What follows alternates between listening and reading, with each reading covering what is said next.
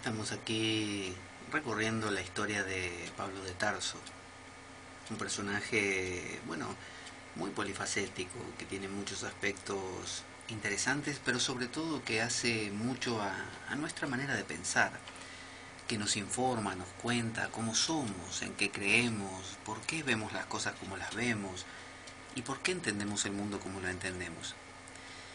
Bueno, hablando un poco más históricamente, Pablo de Tarso se manejó a lo largo de su vida a través de cartas, porque, bueno, no había internet, no había SMS, no había móviles, no había más que cartas. Usted escribía algo y tiempo después llegaba a alguna parte y esa carta normalmente se leía durante la Eucaristía, durante el oficio religioso de esa comunidad en particular, sea de Éfeso, de Galacia, de Roma, de Éfeso o de donde fuese.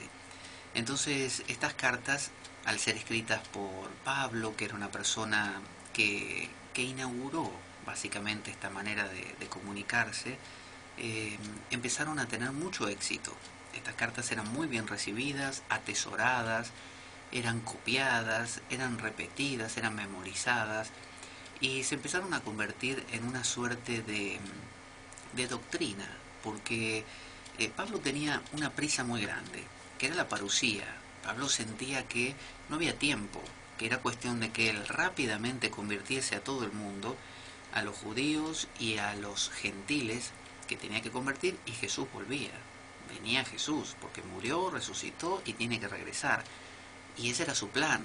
Así que mejor, decía Pablo, que me dé prisa, mejor que me apure, porque esto se acaba. Y además yo fui el llamado para cumplir esta tarea tan difícil, y bueno, lo tengo que hacer y además lo quiero hacer porque no quiero morirme y perdérmelo. Entonces Pablo, fíjese que en sus primeras cartas, y básicamente en casi todas, porque Pablo empezó a escribir a partir del 51, habíamos dicho, y no vivió demasiado tampoco. Así que de esas 13 cartas o epístolas que hay en el Nuevo Testamento, 7 son atribuidas a él. Bueno, esas 7, fíjese que no tratan mucho de temas cotidianos, no habla de qué pasa si fulano se pelea con mengano, o de cómo debían comer y si se debían sentar quién a la izquierda de quién, o si debía estar, no sé, una persona, qué sé yo, eh, abrir la Biblia con la mano derecha o con la mano izquierda. No se preocupaba por temas sociales, ni políticos tampoco. Él era más de, si están los romanos, denle bola a los romanos, préstenle atención a lo que les digan, total, esto se acaba en poco tiempo y al pan pan y al vino vino luego. Así que como la parusía era inminente, Jesús venía, era una cuestión de que venía ahora, nadie se preocupaba por esos detalles. Por eso también Pablo hacía hincapié en esto de que el que fuera soltero, que se quedara soltero, porque era más fácil dedicarse a Dios, y el que estuviera casado, que no intentara divorciarse, que se quedara casado y ya estaba. Con esto lo que quería decir era, si esto se acaba en 3 días, ni te preocupes en andar buscando esposa, que era una cosa más compleja en esa época que ahora, ni tampoco en divorciarte de la que tenés. Si no te la aguantás o ella no te aguanta a vos, ¿qué problema hay si esto se acaba en una semana? Entonces Pablo iba de comunidad en comunidad, además de escribir, iba viajando y en cada comunidad a la que llegaba, él predicaba, pero hacía una especie de prédica relámpago. Él intentaba, iba a los judíos, comunidad judía, nada, no le prestaba ni la más mínima atención. Iba a los gentiles que estaban alrededor del templo de los judíos y que eran simpatizantes, y les hablaba y los convertía lo mejor que podía. Cuando ya veía que no podía más, que no le daban ya más, no le prestaban atención, o ya llegó el número de conversos máximo que él veía posible y ya los demás eran muy difíciles, él no insistía, él se iba a otra comunidad y a otro lugar y a otro lugar, hasta llegó a ir a Atenas, donde estuvo con los griegos y intentó convencerlos hablándoles de que había un dios que los griegos tenían, que era el dios innombrable o innombrado, sin nombre, y que os informa, y bueno, que ese era el Dios que estaba haciendo alusión a Jesús, a Cristo. Intentó, y ellos se rieron, en el ágora de Atenas se rieron de Pablo. Bueno, él tenía planeado llegar hasta Hispania, la provincia de Hispania, es decir, España, que era donde estaba el Finisterra, el final del mundo conocido. Porque él decía, yo tengo que llegar a todas partes, y cuanto más viaje mejor, porque voy a conocer gente fresca, que pueda convertir fácilmente, y donde convierta 20 o 30 ya está, me voy a otro lado, porque viene Jesús, viene la parucía. Luego, ¿qué pasó?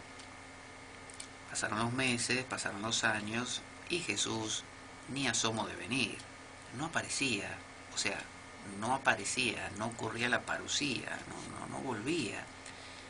Entonces empieza a cambiar el tenor de las cartas, y aparece, como le digo, cartas seudónimas, que como en nombre de Pablo aparece, no sé, segunda de Tesalónicos, ¿no? Segunda carta a los tesalonicenses, perdón, eh, que quizás ya no es de Pablo, pero bueno, está escrita como si lo hubiera escrito él, con los mismos saludos que él mandaba y con las mismas cosas que él decía, pero ya empiezan a tratar estas cartas aspectos más cotidianos, porque poco a poco la iglesia se va dando cuenta de que va a tener para rato, de que no era cuestión de unos días. Entonces la iglesia empieza a estructurarse y a formular ciertas reglamentaciones que tienen que ver con cómo convivir, cómo relacionarse, detalles de la alimentación, detalles de la vestimenta, detalles de la relación entre los cristianos mismos, bueno, un montón de cosas que en una primera instancia no le importaban a Pablo. Entonces, Pablo toma, como dijimos, las escuelas mistéricas como una base para poder vender esto a la gente, para poder convencerla más rápidamente. Les ofrece lo mismo, porque vio que se vendía muy bien, pero a un precio regalado, o sea, gratis. Pablo tuvo 3 fases importantes. Primero, él fue fariseo, pero estricto.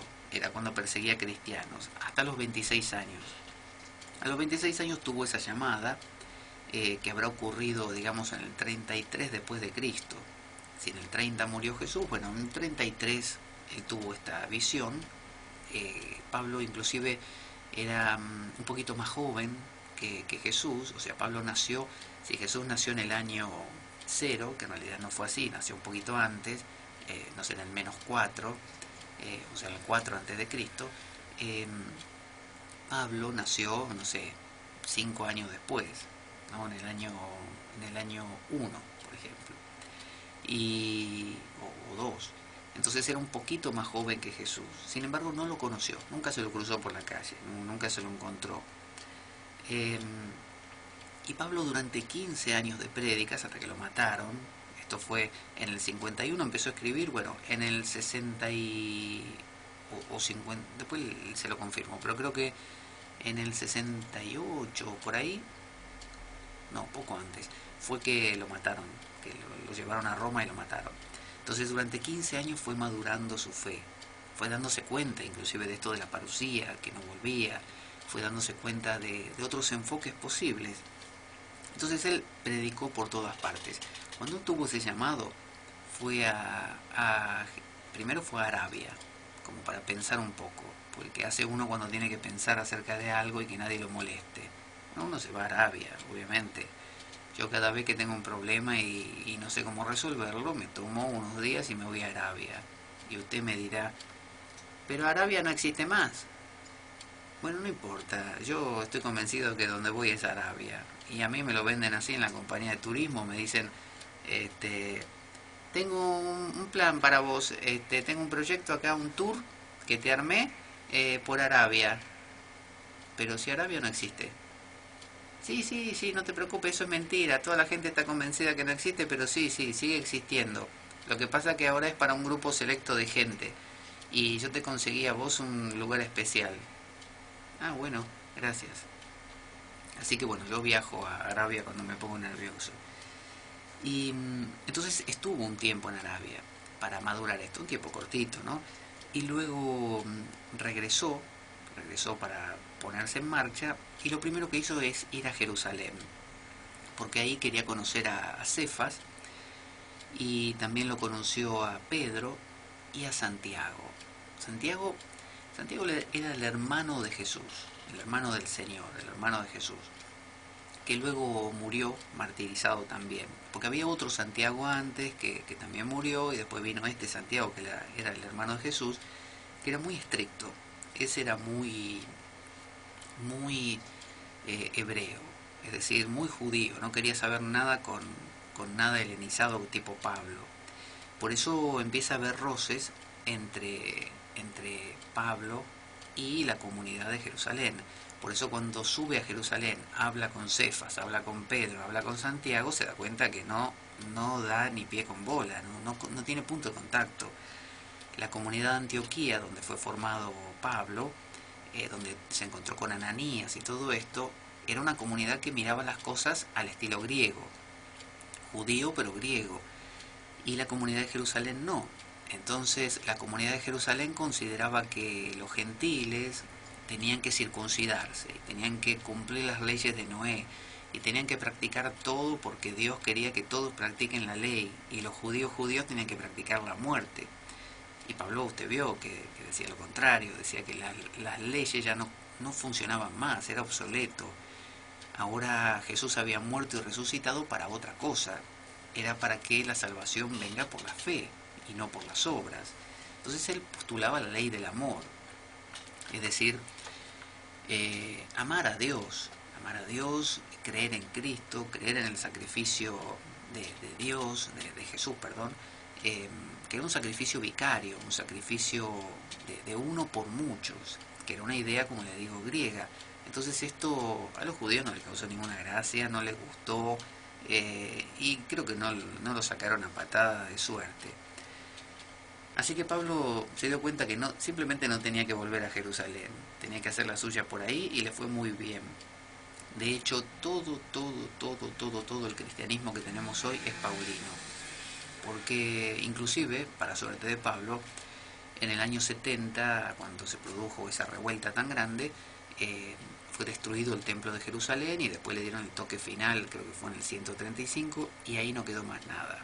Así que toda esa línea judía de los seguidores de Jesús desapareció. ¿Y qué quedó?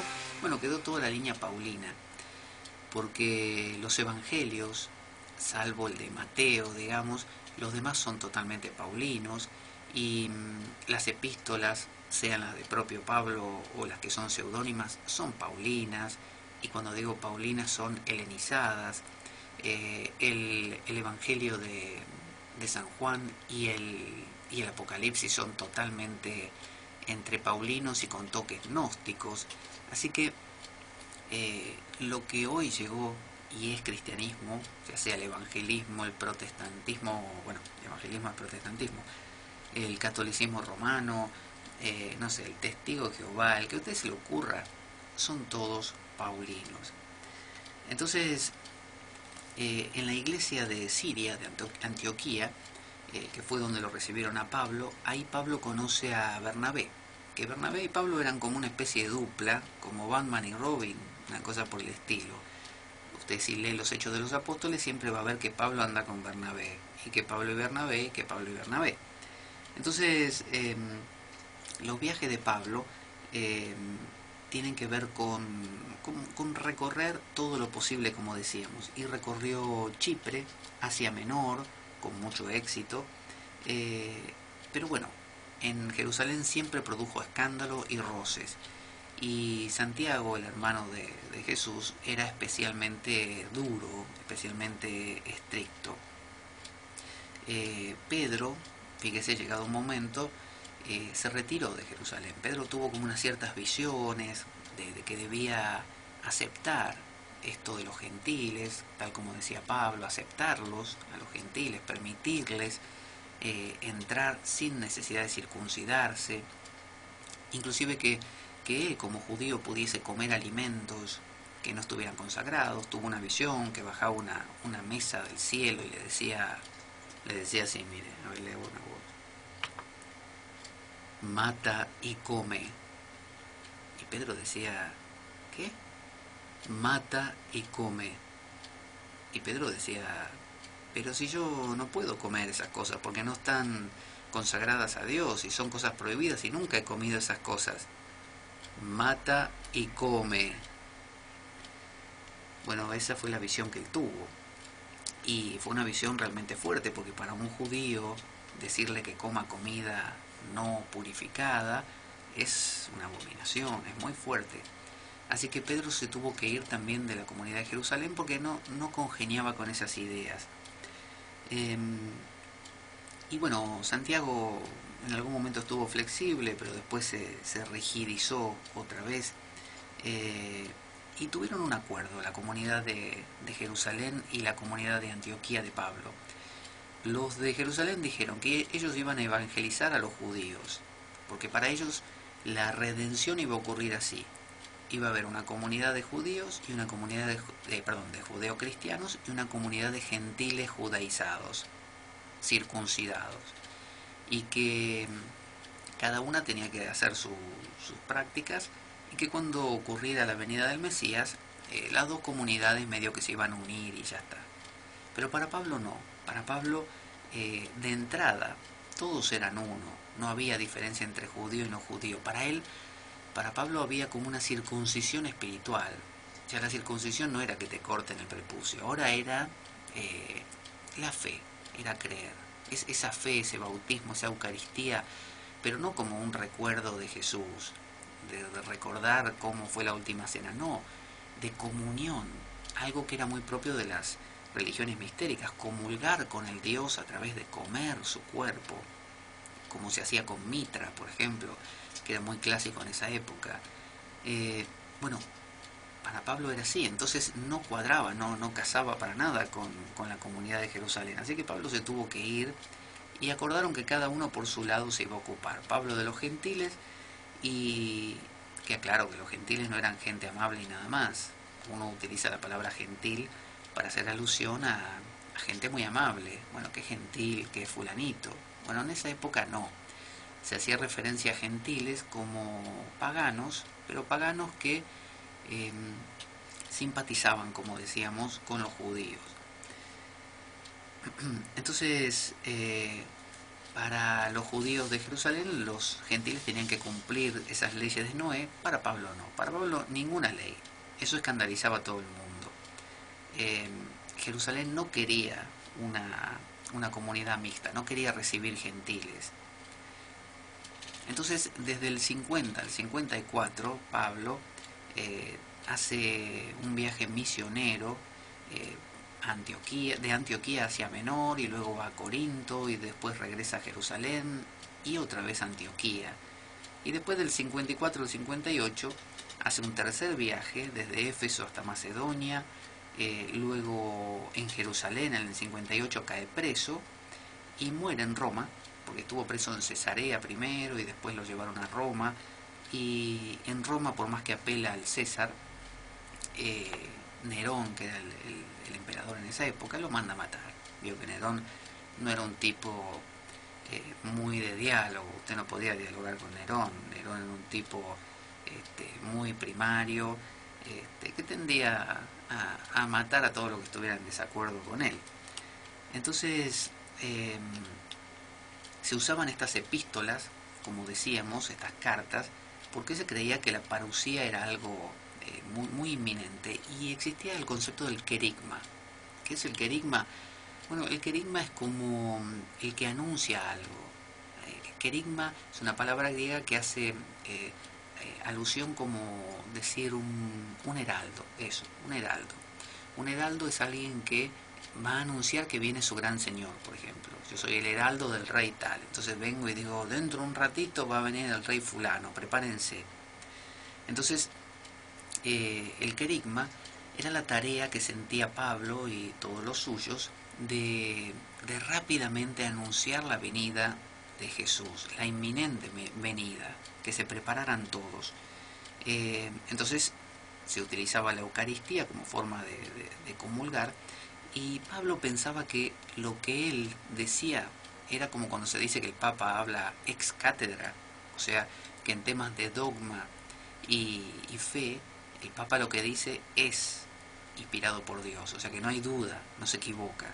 Bueno, Pablo sentía que, y lo dice en sus cartas, que no es cosa a cuestionar, lo que él le fue revelado, es grandioso. No hay que cuestionárselo, no hay que... Él no duda, no dice, bueno, muchachos, puede ser que esto sea así, yo lo siento así, el que quiera me sigue, el que quiera no. Esto de que el bautismo nos consustancia con Jesús, como si muriésemos y volviésemos a nacer como hombre nuevo, y la Eucaristía es una comunión con su sangre y su cuerpo, o sea, con Él mismo, y nos transforma, y que vamos a renacer, a resucitar con Él. Todo eso, bueno, quizás es una idea mía, ustedes créanlo si quieren. Él no decía así. Él decía, Dios me habló, Dios me lo dijo. Y si otros les vienen a contar otra cosa, no les crean, decía él.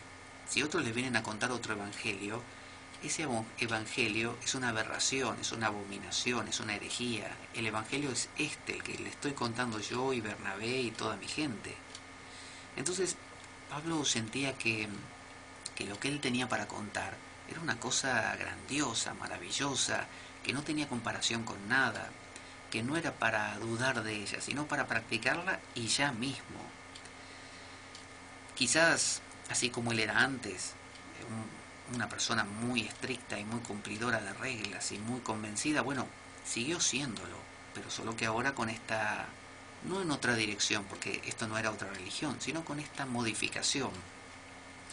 Eh, Otros discípulos también escriben, por ejemplo están las cartas de Pedro, como puede leer, la carta de Juan, pero bueno, sabemos, como le decía hace un rato, que la carta de Pedro no la escribió Pedro, y la carta de Juan no la escribió Juan tampoco, así como algunas cartas de Pablo no las escribió Pablo. Pero bueno, se le ponían esos nombres para que tenga un poquito de peso. Y vamos a dividir este programa acerca de Pablo de Tarso en dos partes, de manera que podamos explayarnos más y conocer también todo este tema de los evangelios, de qué son y por qué son cuatro y qué representan. Así que lo que vamos a hacer es escuchar una canción, una melodía, y cuando regresemos vamos a hacer una reflexión acerca de todo esto que hemos hablado antes de despedirnos, y la siguiente semana profundizaremos en lo que nos queda de esta temática. Así que vamos a escuchar nuevamente a las Carmelitas. A ver.